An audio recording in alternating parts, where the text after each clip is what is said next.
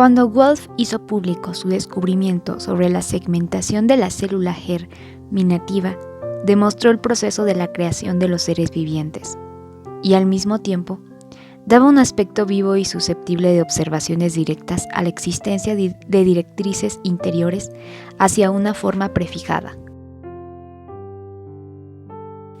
Fue él quien rebatió algunas ideas filosóficas como las de Leibniz y de Spallanzani sobre la preexistencia de la forma completa de los seres en el germen. Estos suponían que en el óvulo, es decir, en el origen, estaba ya formado, aunque imperfectamente y en proporciones mínimas, el ser que después se desarrollaba al ponerse en contacto con un ambiente favorable.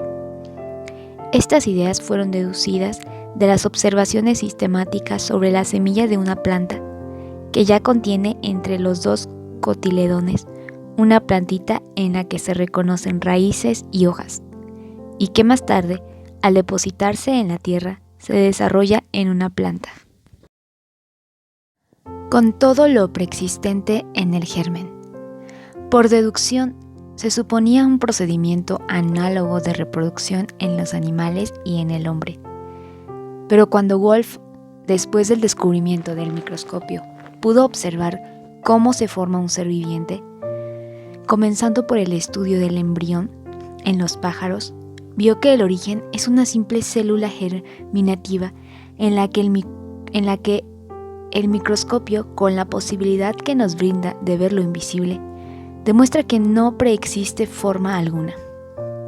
La célula germinativa, procedente de la fusión de dos células, masculina y femenina, no está compuesta más que de una membrana, protoplasma y un núcleo, como cualquier otra célula, de modo que representa sencillamente la célula elemental en su forma primitiva, sin diferencia de clase alguna. Cualquier ser vivo, planta o animal, procede de una célula primitiva. Lo que se había observado antes del descubrimiento del microscopio, es decir, la plantilla dentro de la semilla, es un embrión ya desarrollado de la célula germinativa que ha superado la fase que se efectúa dentro del fruto, el cual después deposita en la tierra la simiente madura. La célula germinativa posee, además, una propiedad singularísima, la de atraer materia alrededor de sus centros de atracción, siguiendo un designio preestablecido. Sin embargo, en la célula primitiva no existe el más pequeño vestigio de este designio. Ya en su interior se hallan unos pequeños corpúsculos y los cromosomas, que están relacionados con la herencia. Siguiendo los primeros desarrollos de los animales, se ve que la primera célula se divide en dos células distintas, y estas en 4, y así sucesivamente, hasta formarse una especie de pelota hueca que se llama morula, la cual se inflexiona formando 2 estratos entre los cuales queda una abertura.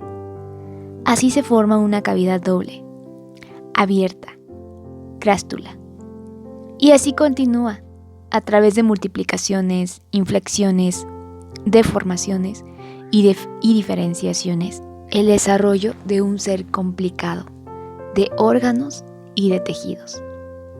La célula germinativa, pues, aunque tan sencilla y privada de cualquier finalidad material, trabaja y construye con obediencia exactísima al mandato inmaterial que lleva en sí misma, como si fuera un siervo fiel, que sabe de memoria la misión recibida y que cumple exactamente, pero sin llevar sobre sí mismo documento alguno que pudiera revelar la orden secreta recibida. La misión se revela únicamente por la actividad de las células infatigables y por el trabajo desarrollado. Fuera de la labor acometida, nada existe. En los embriones de los mamíferos, y por consiguiente en las de los hombres, el primer órgano que aparece es el corazón, o mejor dicho, lo que será el corazón con el tiempo. Una vesícula que súbitamente se pone a pulsar con orden, siguiendo un ritmo establecido, batiendo 2 veces en el mismo periodo de tiempo empleado por el corazón materno para una pulsación. Y siempre continuará el ritmo sin paro alguno, porque es el motor vital que auxilia a todos los tejidos vivos que se van formando, facilitándoles los medios necesarios a la vida. Y todo constituye un trabajo oculto y maravilloso, pues se desarrolla automáticamente. Es el milagro de la creación a partir de la nada. Aquella sapientísima célula, viva, nunca flaquea encontrando en sí misma el poder de transformarse profundamente, bien en la célula cartilaginosa, bien en la célula nerviosa, bien en la célula del revestimiento cutáneo, etc., tomando cada tejido su posición precisa. Esta maravilla de la creación, especie de secreto del universo, permanece rigurosamente oculta. La naturaleza la rodea de velos impenetrables que solo ella puede romper, cuando quiere lanzar a un nuevo ser maduro que debe aparecer en el mundo, como la criatura que nace. Pero el ser que acaba de nacer no es solamente un cuerpo material. A su vez es como una célula germinativa que lleva en sí funciones psíquicas latentes, de tipo perfectamente determinado. En efecto, el recién nacido funciona solamente en sus órganos. Tiene que cumplir otras funciones. Los instintos que no pueden situarse en una célula se depositan y desarrollan en un cuerpo vivo, en un ser que ya ha nacido. Y, como toda célula germinativa, lleva en sí la misión del organismo, sin que sea posible penetrar su misión por medio de documentos.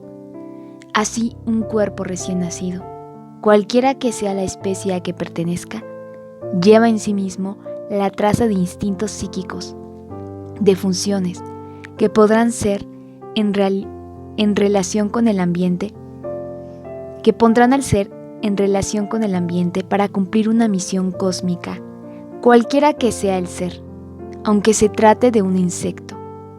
Los instintos maravillosos de las abejas les conducen a organizaciones sociales muy complicadas, aunque solo actúan en ellas solas. Pero no en los huevos ni en las larvas.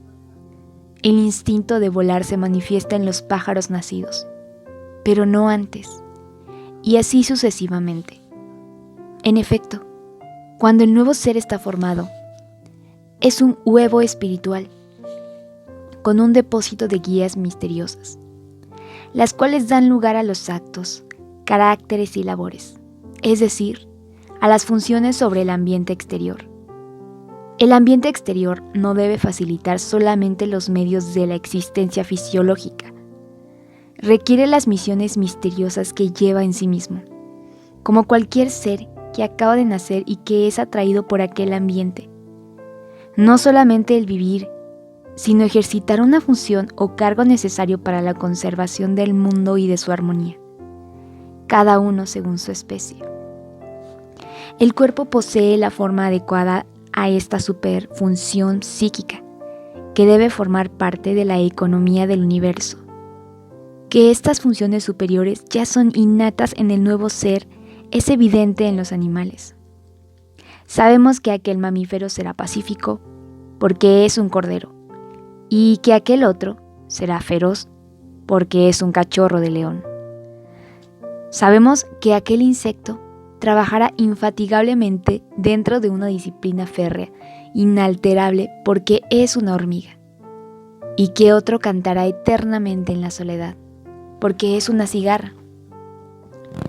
El recién nacido no es solo un cuerpo dispuesto a funcionar, es un embrión espiritual provisto de directrices psíquicas latentes. Sería absurdo pensar que precisamente el hombre, perfectamente caracterizado, distinto de las demás criaturas de la creación, por la grandiosidad de su vida psíquica, fuese el único ser que no poseyera un propósito de desarrollo psíquico. el espíritu puede hallarse tan profundamente latente que no se manifieste como el instinto de los animales, pronto a revelarse en sus acciones establecidas. El hecho de no ser movido por instintos fijos y determinados como en los animales es el signo de un fondo de libertad de acción que exige una elaboración especial, casi una creación, dejada al desarrollo de cada individuo y por consiguiente imprevista, delicadísima, difícil y oculta. Es pues un secreto del alma del niño que no es posible penetrar si él mismo no lo revela a medida que va construyéndose a sí mismo. Precisamente como en la segmentación de la célula germinativa, donde nada se efectúa sin una misión concreta, pero una misión que ningún medio puede revelar y que se manifestará, sin embargo, al realizarse las diversas particularidades del organismo. Y por esto solamente el niño puede hacernos revelaciones sobre la misión natural del hombre. Pero por la sensibilidad que va unida a toda creación de la nada, la vida psíquica del niño tiene necesidad de defensa y de un ambiente análogo a los envolventes y múltiples velos que la naturaleza ha dispuesto alrededor del embrión físico. Y se oyó sobre la tierra una vocecilla temblorosa que no había sido oída nunca, saliendo de una garganta que jamás vibró. Me han hablado de un hombre que vivía en la oscuridad más profunda. Sus ojos jamás habían visto la más tenue luz, como en el fondo de un abismo. Me han dicho de un hombre que vivía en el silencio. Jamás el más tenue ruido había llegado hasta sus oídos.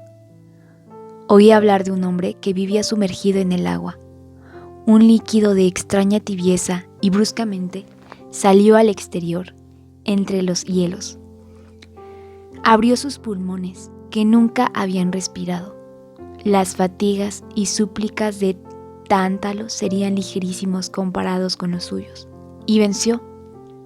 El aire extendió de un solo impulso sus pulmones replegados desde su origen, y el hombre gritó: y ahora, ved cómo se presenta, una vocecilla temblorosa, que no había sido oída nunca, saliendo de una garganta que jamás vibró.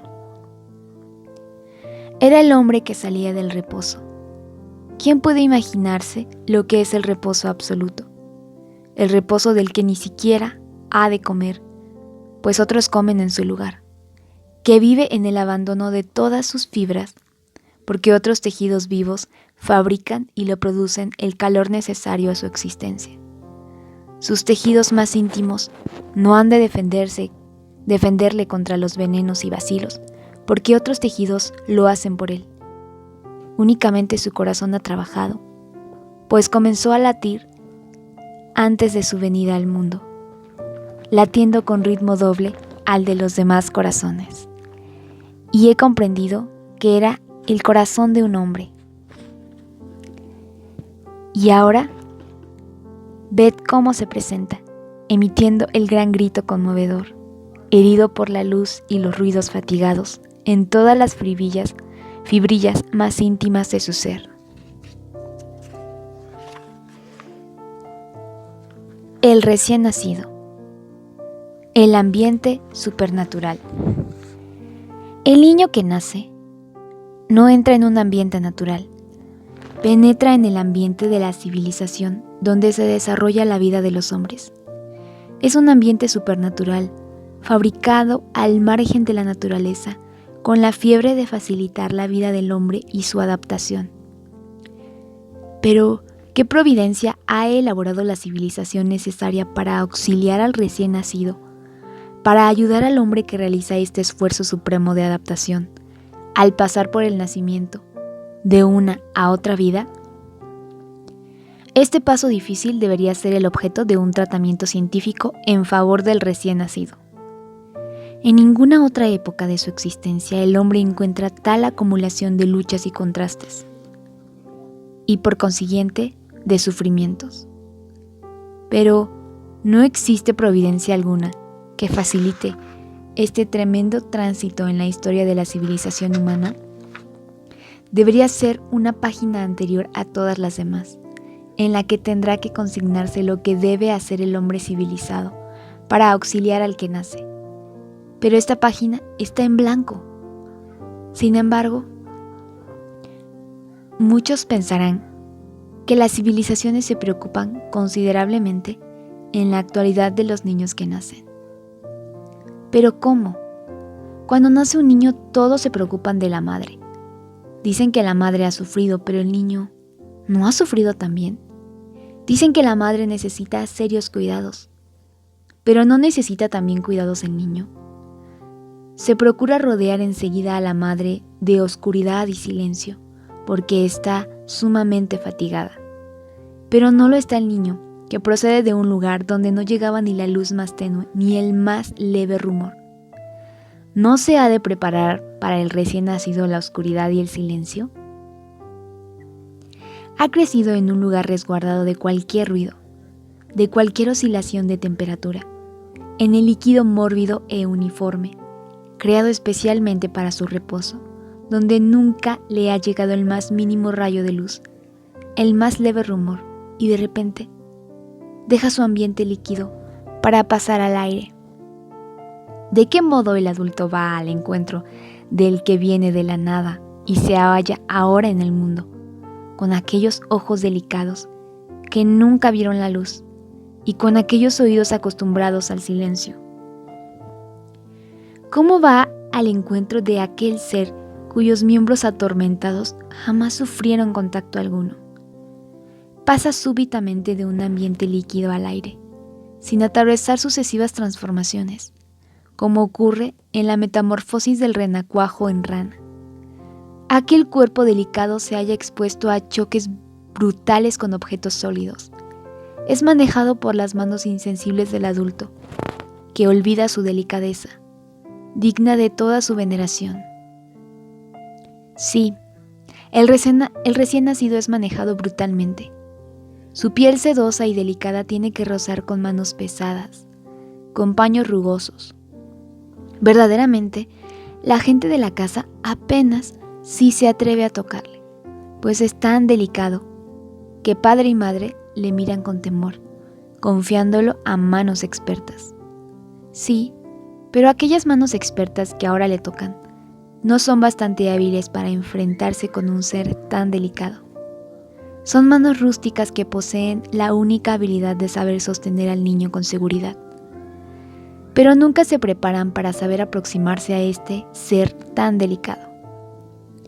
¿Por qué una enfermera, antes de poder aproximarse a un enfermo adulto, debe practicar durante largo tiempo la técnica para mover el enfermo, o para aplicarle una pomada con delicadeza, o adaptar una venda? No ocurre así con el niño. El doctor lo toma groseramente, y mientras el recién nacido lanza gritos desesperados, todos sonríen complacidos. Aquella es su voz, el lloriqueo es su lenguaje. Aquellos gritos son necesarios para lavar sus ojos y dilatar sus pulmones. Se viste rápidamente al recién nacido. En otros tiempos se le envolvía rígidamente, como si se estuviera enyesado, con pañales bastos, cuyos extremos libres se plegaban sobre él, fijándose con fuerza cruel. Sin embargo, no es necesario vestir al recién nacido ni en los primeros momentos de su existencia, ni en los primeros meses. Efectivamente, si queremos seguir paso a paso la historia del vestuario del recién nacido, veremos una evolución gradual que va desde los pañales rígidos a una indumentaria suave y ligera, con una disminución gradual de prendas de vestir. En cuanto a las vestiduras modernas del recién nacido, están en la actualidad bajo el centro del desnudismo. Un paso más y se abolirán por completo. El niño debería permanecer desnudo, como viene representado en las bellas artes. Los angelitos son pintados o esculpidos completamente desnudos, y la Virgen María adora en el pesebre al niño Dios completamente desnudo, o le lleva así en sus brazos. El niño recién nacido necesita ser calentado por un ambiente templado y no por vestidos. Estos no almacenan calor suficiente para afrontar la temperatura exterior. Habiendo vivido el niño en el calor del cuerpo materno, ya sabemos que los vestidos no pueden hacer más que conservar el calor del cuerpo, es decir, evitar su dispersión. Y si un ambiente ha sido calentado convenientemente, los vestidos constituyen un obstáculo entre el calor del medio ambiente y el cuerpo del recién nacido que debe recibirlo. Observemos que en los animales, aunque al nacer su cuerpo se haya recubierto de pelusilla o de plumillas, la madre los recubre para calentarlos. No quiero insistir más sobre este tema. Tengo la seguridad de que si los americanos pudieran hablarme, me contarían los solícitos cuidados prodigados a los recién nacidos en sus países, y los alemanes e ingleses me explicarían los considerables progresos alcanzados en sus respectivas naciones en este ramo de la medicina y enfermería.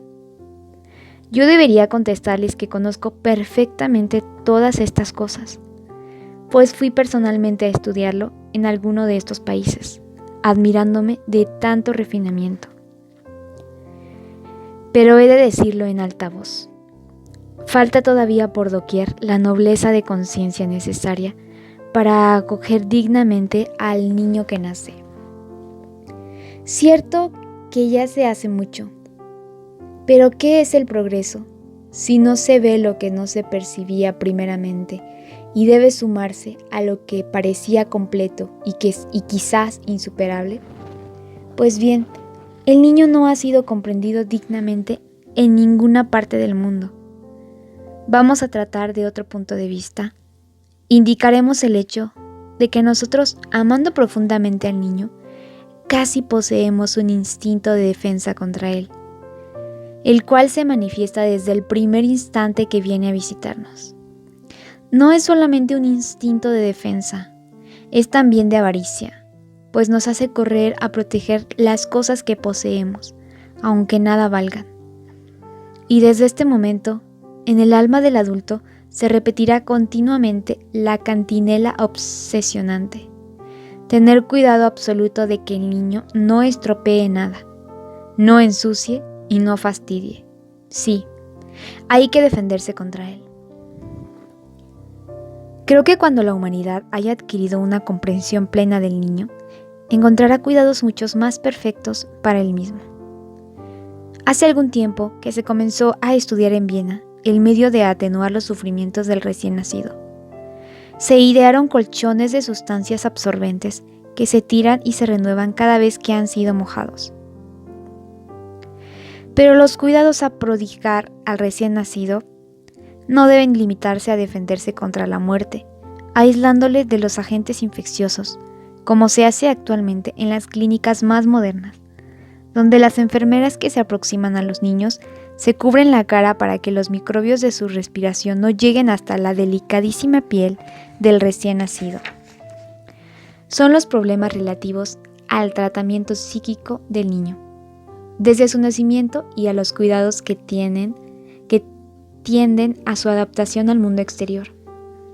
Para ello, deben realizarse experiencias sistemáticas en las clínicas y una propaganda intensa en las familias, al objeto de que pueda cambiar la actitud hacia el recién nacido. En las familias ricas todavía se piensa en la magnificencia de la cuna y en los encajes preciosos para los vestidos del recién nacido. Si el látigo se usara como castigo, según este criterio absurdo, se emplearían látigos con puño de oro e incrustaciones de perlas para los niños ricos. El lujo desplegado para el recién nacido demuestra la ausencia absoluta de consideración al niño psíquico. La riqueza de la familia debería aplicarse al confort y no al lujo del niño privilegiado. Para el confort consistía en tener un lugar de refugio contra los rumores de la ciudad. donde reinara silencio suficiente y donde se pudiera moderar y corregir la luz, como se hace, por ejemplo, en los templos con auxilio de vidrios de color. La temperatura templada y uniforme que reina desde hace tiempo en las salas de operaciones debería ser la dominante en el ambiente ideal para el niño desnudo. Otro problema a resolver es el de mover y transportar al niño desnudo, reduciendo al mínimo la necesidad de tocarlo con las manos.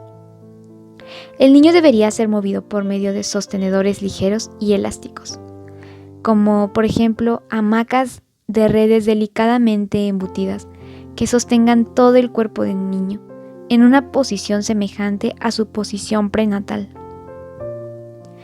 Estos sostenes deberían ser manejados por manos ligeras, minuciosamente preparadas para ello, con delicadeza y lentitud. Su traslado en sentido horizontal o vertical requiere una habilidad especial.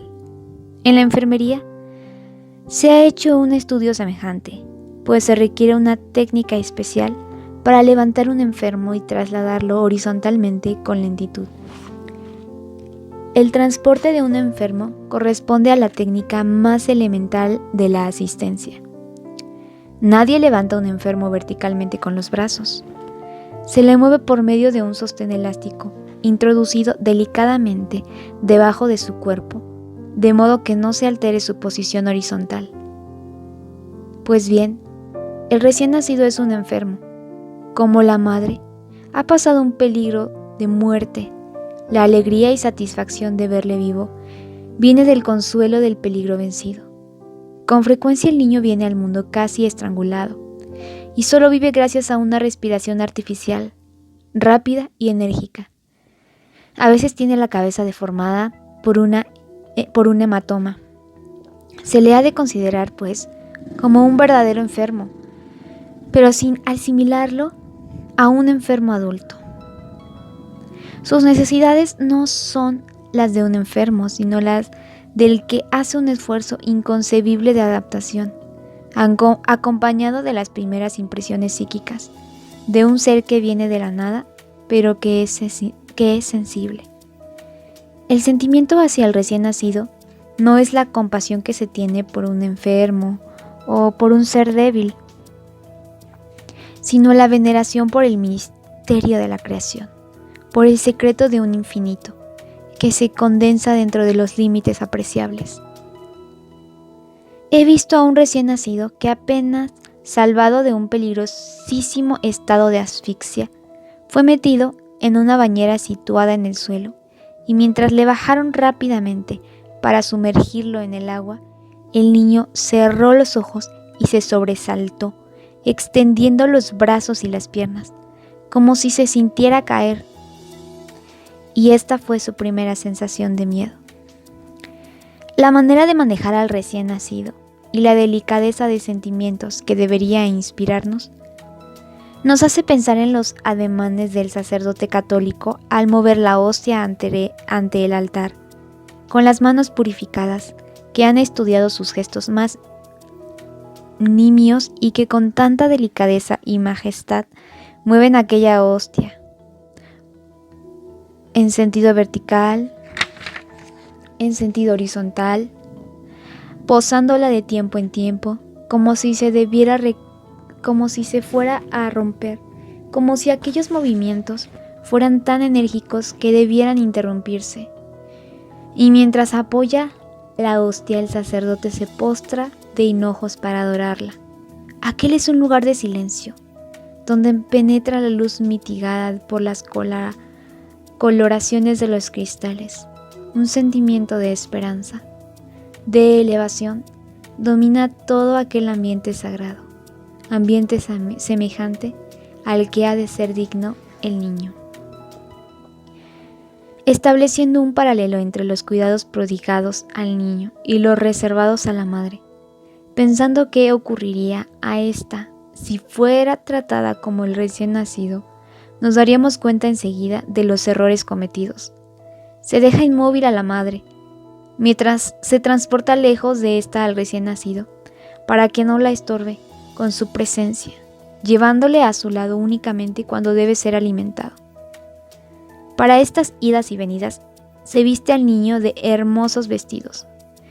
Esto correspondería a que la madre tuviera que levantarse enseguida de nacido el niño y vestirse elegantemente como para asistir a una recepción. Se saca al niño de la cuna y se le eleva hasta el nivel de la espalda del adulto que ha de conducirlo, y seguidamente se le baja de nuevo para depositarlo en el lecho de la madre.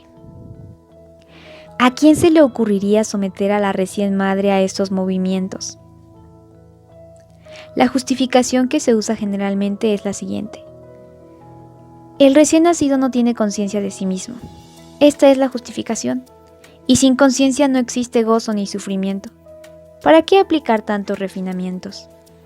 ¿Qué decir entonces de los cuidados prodigados a los enfermos que tienen la vida en peligro y se hallan en estado de inconsciencia? Es la necesidad de auxilio, y no la conciencia de esta necesidad, que reclama la atención de la ciencia y del sentimiento. No existe justificación posible. El hecho es que, en la historia de la civilización, existe una laguna en lo que se refiere a la primera época de la vida. Es una página en blanco, en la que nadie ha escrito nada porque nadie ha investigado las primeras necesidades del hombre. No obstante, cada día somos más conscientes de una impresionante verdad ilustrada por tantas experiencias, a saber, que los sufrimientos de la primera edad y también de la época prenatal influyen en toda la vida del hombre. La vida embrionaria y la vida infantil contienen, como todo el mundo reconoce actualmente, la salud del adulto. La salud de la raza. ¿Por qué entonces no se considera el nacimiento, que es la crisis más difícil de superar en toda la vida? No sentimos al recién nacido. Para nosotros no es un hombre. Cuando llega a nuestro mundo, no sabemos recibirle. Aunque el mundo que hemos creado le está destinado para que lo continúe y lo haga avanzar hacia un progreso superior al nuestro, todo esto recuerda las palabras de San Juan Evangelista. Vino al mundo, y el mundo fue creado para él. Pero el mundo no le reconoció. Vino a su propia casa, y los suyos no le recibieron. Los instintos naturales. Los animales superiores, los mamíferos, guiados por sus instintos, no han descuidado el periodo delicado y difícil de adaptación de sus recién nacidos. Así da el ejemplo la humilde gatita que vive en nuestra casa escondiendo a sus pequeñuelos tan pronto nacen, buscando un lugar apartado y oscuro, estando muy celosa de su prole, hasta tal punto que no deja mirarlos. Al poco tiempo aparecen los gatitos, pero todavía se conocen mayores cuidados en los recién nacidos de los mamíferos, en estado completamente libre. Casi todos estos viven reunidos en manadas numerosas, pero la hembra próxima al parto se aleja de esta sociedad, buscando un lugar apartado y oculto. Da a luz a sus pequeñuelos y los mantiene en un aislamiento silencioso por un periodo de tiempo que varía según la especie. Entre 2 o 3 semanas, un mes o más, la madre se transforma rápidamente en enfermera asistente de esta nueva existencia. Los pequeñuelos no podrían estar entre los matorrales o en las condiciones generales de un ambiente lleno de luz y de ruidos. Por eso los tiene en un lugar tranquilo y abrigado. Aunque su hijo se presenta generalmente desarrollado en todas sus funciones, se sostiene sobre sus extremidades y anda. La madre, con esmerados cuidados de ternura y tentativas de educación, obliga a los pequeñuelos al aislamiento hasta que se hayan convencidos de sus propias funciones vitales.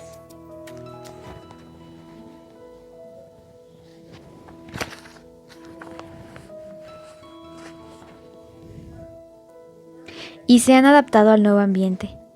Entonces los lleva a los matorrales, a la sociedad de sus semejantes.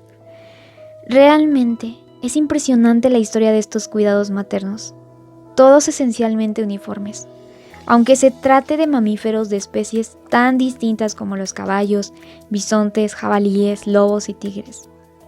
La hembra del bisonte permanece varias semanas lejos de la manada, completamente sola con su ternero, cuidándolo con ternura admirable.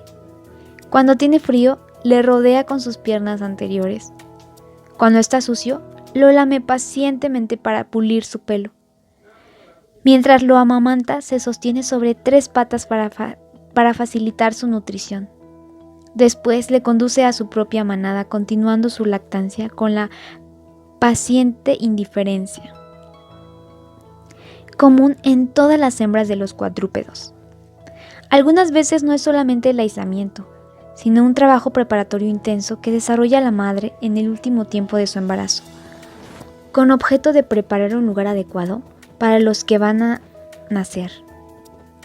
La loba, por ejemplo, se esconde en cualquier lugar sombrío del bosque, buscando un rincón aislado y tranquilo, así como una cueva que pueda servir de refugio.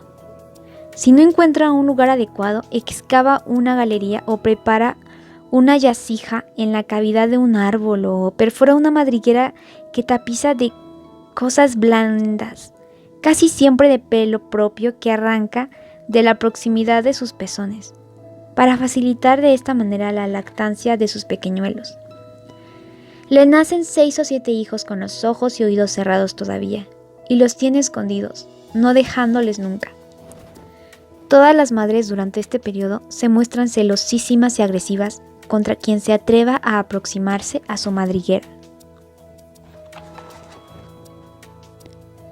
Estos instintos se deforman cuando los animales viven en estado doméstico. Observemos que los cerdos hasta llegan a devorar a sus propios hijos, mientras que la hembra del jabalí es una de las madres más tiernas y afectuosas.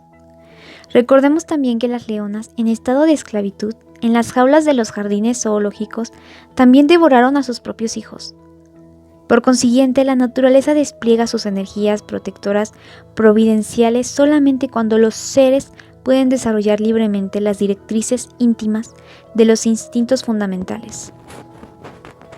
En el instinto hallamos una lógica clara y simple. El recién nacido de los mamíferos ha de ser cuidado especialmente en sus primeros contactos con el ambiente exterior y por ello hay que distinguir un primer periodo extremadamente delicado, que es el correspondiente a su llegada al mundo, al descanso necesario después del enorme esfuerzo del nacimiento y el comienzo simultáneo de todas las funciones. Después de ello se inicia la llamada primera infancia, o sea, el primer año de vida. La lactancia, o sea, la primera vida en el mundo. Los cuidados de los animales que aíslan a sus recién nacidos no se limitan a sus cuerpos.